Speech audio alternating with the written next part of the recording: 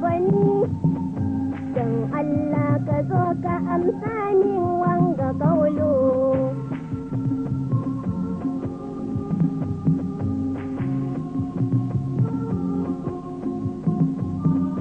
Na gode Jamil ka ɓoye, ni murna Jamil na waye, ka kaunin da dukkanin maye. Allah dai ya saka da alhairi Jamilu.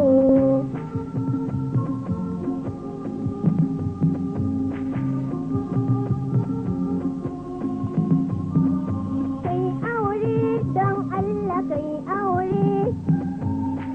aure gaban zaman gauraye Jamilu.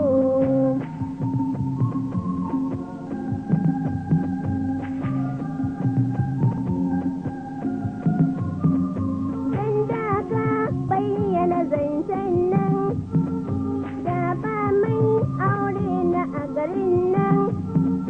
Na gane ka cika ɗaɗin nan, kai haƙuri ka manta da zancen dan Rasulu.